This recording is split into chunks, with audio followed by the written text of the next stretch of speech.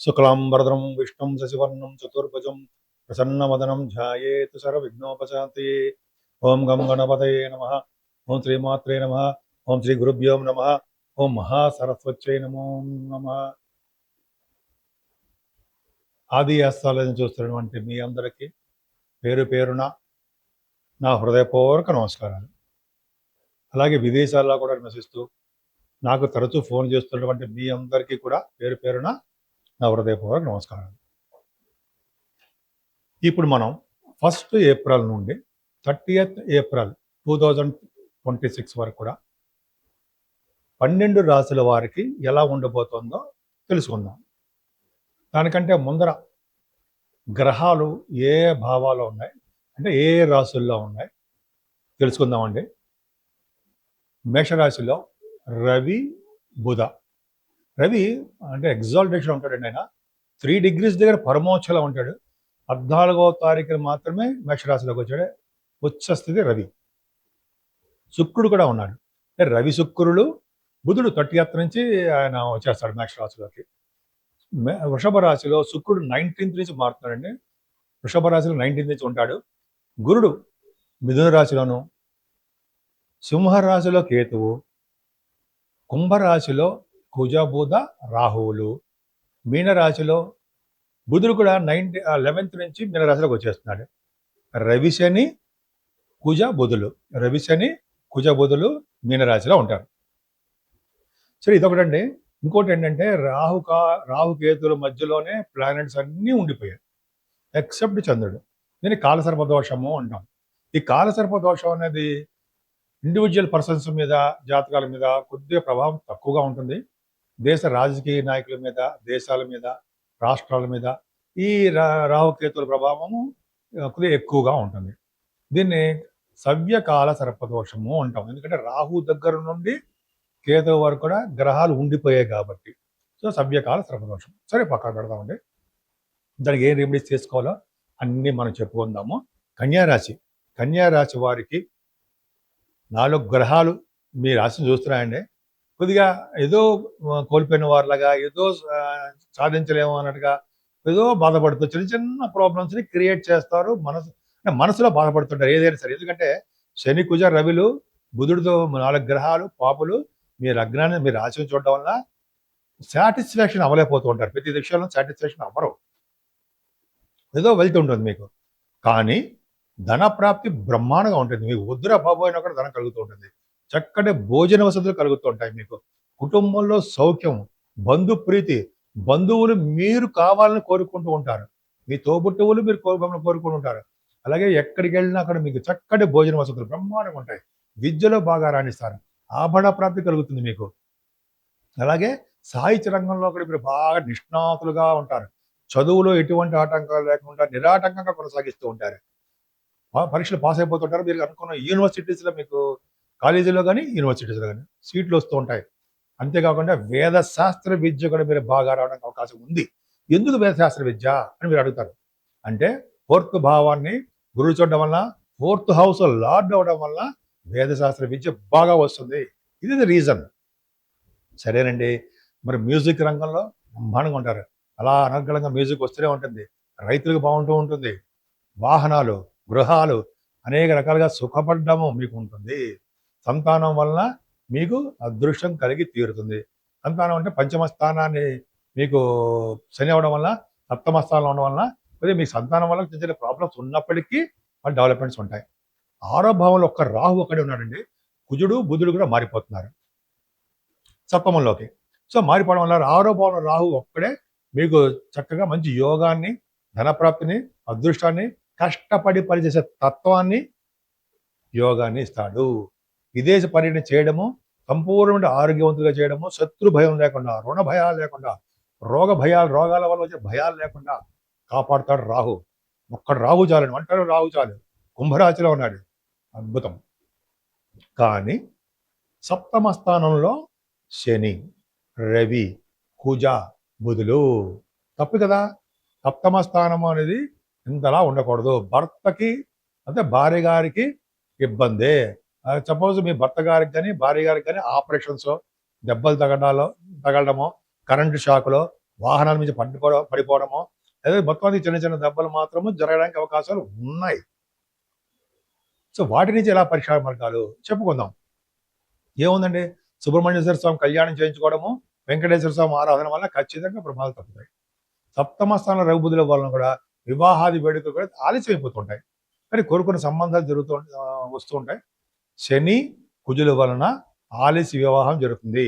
భార్యాభర్తల విషయంలో దాంపత్య జీవితంలో ప్రాబ్లమ్స్ వస్తుంటాయి. అష్టమ రవి 12th హౌస్ లాడు అష్టమంలో ఉన్నాడు, ఉచ్చలో ఉన్నాడు, బ్రహ్మాండం ఆయుర్దాయాన్ని ఇస్తాడు. శుక్రుడు వలన అదృష్టాన్ని ఇస్తాడు. 18th వరకు కూడా శుక్రుడు మేషరాశిలో ఉండడం వలన అష్టమ స్థానంలో శుక్రుడు మంచివాడు కాదు కదా, మంచివాడు కాదు, అనారోగ్యాన్ని ఇస్తుంటారు. రవిశనులు కూడా అనారోగ్యాన్ని, చిన్న చిన్న ప్రాబ్లమ్స్ని, కోర్టు కేసులని ఏవో ఉంటుంటాయి. అవన్నీ మీరు భయపడాల్సిన అవసరం లేదండి. అదృష్టంలో మీకు సడన్ గెయిన్స్ కూడా శుక్రుడు ఇస్తాడు, రవి కూడా ఇస్తాడు. రాజ్యకారకుడు కదా రవి. సరే అండి, 19th నుంచి మీ అదృష్టం తిరగబడుతుంది. భాగ్యాధిపతి భాగ్యస్థానంలో చేరిపోతున్నాడు. 2nd house lord 9th house lord భాగ్యంలో ఉన్నాడంటే ఇక మీకు మీ అదృష్టానికి వెనక తిరిగి చూసుకోవాల్సిన లేదు. శుక్రుడు భాగ్యంలో ఉన్నాడంటే సిరి సంపదలు మీ ఇంట్లో ఉన్నట్టే, లక్ష్మీదేవి మీ నట్టింట్లో ఉన్నట్టే. ముఖ్యంగా ఉండాలంటే శుక్రుడు వలన సినిమా రంగం గురించి సరదాగా చెప్పుకుందాం. సినిమా రంగంలో, కళారంగంలో చక్కటి అవకాశాలు రావడము, యాక్టింగ్లోను, డైరెక్షన్ విభాగంలోను, ప్రొడ్యూసర్స్గా గాను అనేక రకాలుగా మీకు బాగా డబ్బు సంపాదించుకోవడము, నృత్య కళాకారులుగా, సాహిత్య రంగ కళాకారులుగా, అలాగే మ్యూజిక్ డైరెక్టర్స్గా, పాటలు పాడేవాళ్ళుగా 9th భావం పర్ఫెక్ట్గా సిరి సంపదలు ఇస్తుంది మీకు. ఏమాత్రం డౌట్ లేదు. నా సొంతగా అయితే ఎప్పుడు ఉండదు. 9th భాగ్యస్థానంలో శుక్రుడు ధన ప్రాప్తిని కలిగిస్తుంటాడు, ఐశ్వర్యాన్ని కలిగిస్తుంటాడు, ఉన్నతమైన విద్యలు రీత్యా విదేశాలు వెళ్ళేట్ చేస్తుంటాడు, అమ్మవారి దర్శనాలు అయ్యేట్ చేస్తుంటాడు. ఇంకేం కావాలండి, నాన్నగారికి బాగుండేట్ చేస్తుంటాడు. మీ వ్యాపారాల్లో దినదిన ప్రవర్ధమానం, ఏ వ్యాపారం సరే అద్భుతంగా ఉంటుంది. ఇంటర్నేషనల్ ట్రేడింగ్ కూడా ఉంటుంది మీకు. అద్భుతం. ఇలా చెప్పుకుంటే చాలా ఉందండి. దశమంలో గురుడు ఎవరికైనా ఉన్నారంటే గవర్నమెంట్ జాబ్ వస్తుందండి వాళ్ళకి. అంటే మీరు గవర్నమెంట్ గురించి ట్రై చేస్తుంటే సివిల్ సర్వీసెస్ కానీ, బ్యాంకింగ్ రంగంలో కానీ, అదే ఫైనాన్స్ అండ్ అకౌంట్స్, అట్లాగా గవర్నమెంట్ సంబంధించిన వాటిలో మీరు ఉంటారు. దేవాలయాలకి అధికారిగా ఉంటారు. ఆస్ట్రాలజర్స్గా మీరు బాగా పేరు ఉంటుంది. దశమంలో గురుడు వేదశాస్త్ర పండితులకి ధనప్రాప్తి ఎక్కువ కలుగుతుంది. ఏముందండి, 12వ భావంలో కేతువు, ఖచ్చితంగా పుణ్యక్షేత్ర దర్శనాలు, ధనం ఎక్కువ ఖర్చు పెట్టాలు, ఇవన్నీ మీకు జరుగుతూ ఉంటాయి.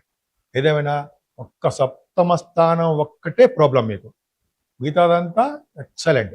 కాబట్టి మీరు సుబ్రహ్మణ్య స్వామి వారి కళ్యాణము, అలాగే వెంకటేశ్వర స్వామివారికి అఖండ దీపారాధన, లేదా శివుడికి అభిషేకాలు చేసుకుంటుంటే శివుడికి భార్య పెట్టినా చాలు. అదే శివుడిని పల్లె పువ్వులతో పూజిస్తే భార్య భర్త కలిసి ఉంటారట, త్వరగా పెళ్లి అవుతూ ఉంటుంది కొంతమందికి. అంత విశేష అవకాశాలు ఉన్నాయండి. సో మీకు భయపడాల్సిన అవసరం ఏమాత్రం లేదు. నేను మీ ఆదినారాయణరావు, ఆది ఆస్ట్రాలజీ మాట్లాడుతున్నానండి. ఆది ఆస్ట్రాలజీ అంటేనే ట్రస్ట్, నమ్మకం. మీ జాతకాలు చూపించుకోవాలనుకుంటే మీరు date of birth, time of birth, place of birth 3 ఉండాలండి.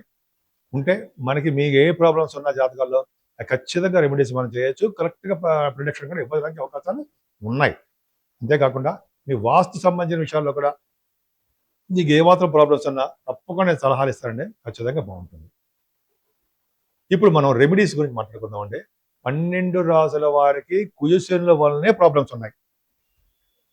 30 సంవత్సరాలకు ఒకసారి కలిసేటువంటి శని కుజులు మీనరాశిలో ఉన్నారు కాబట్టి వాళ్ళు ప్రమాదాన్ని సృష్టిస్తారు. దేశాల మధ్యలోను, రాష్ట్రాల మధ్యలోను, అలాగే రాజకీయ నాయకుల మధ్యలోను. ఇవి శని కుజుల యొక్క కాంబినేషన్. అంతేకాకుండా కాలసర్పదోషంలో కూడా ఉండిపోయాం మనం. ఫస్ట్ పాయింట్ కాలసర్పదోషంలో ఉండిపోవడము, శని కుజుల కాంబినేషన్ వల్ల అల్లకల్లోలం అవుతుంది చూసారా, రాష్ట్రాలు, దేశాలు. ఇదే కారణం. ఎందుకంటే కాలసర్పదోషం, సవ్య కాలసర్పదోషము. మనం ఏం చేయాలి?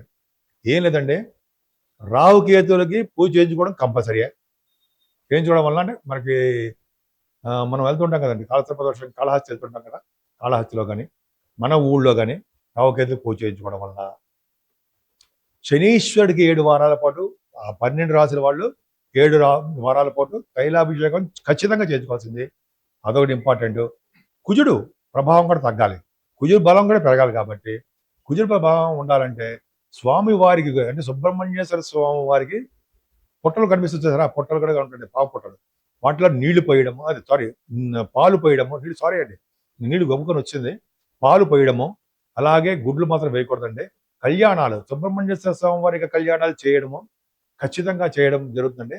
మళ్ళీ దేవసేన సహిత సుబ్రహ్మణ్యేశ్వర స్వామి వారికి కళ్యాణాలు చేయిస్తే ఈ ఫైర్ యాక్సిడెంట్స్, ఈ ప్రమాదాలు, అగ్ని వలన వచ్చే ప్రమాదాలు, వాహనాల వచ్చే ప్రమాదాలు, నీటి వలన వచ్చే ప్రమాదాలు అన్ని తగ్గుముఖం పడతాయి.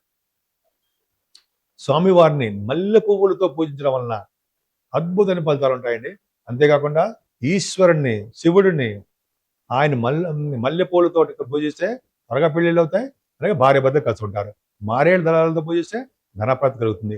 విష్ణు దగ్గర అఖండ దీపారాధన, వెంకటేశ్వర దగ్గర అంటే ఆయన దగ్గర కదండి, ధ్వజస్తంభం దగ్గర ఎక్కడ చూసుకుని అఖండ దీపారాధన చేయడం వల్ల శనీశ్వరంలో వచ్చే దోషాలు తొలగి సర్వసుఖాలు కలుగుతాయి. ఆంజనేయ స్వామి వారు మాత్రం మర్చిపోకుండా మనం సర్వదా రక్షగా మనం కాపాడేవారు ఆ భగవంతుడు ఆంజనేయ స్వామి వారే.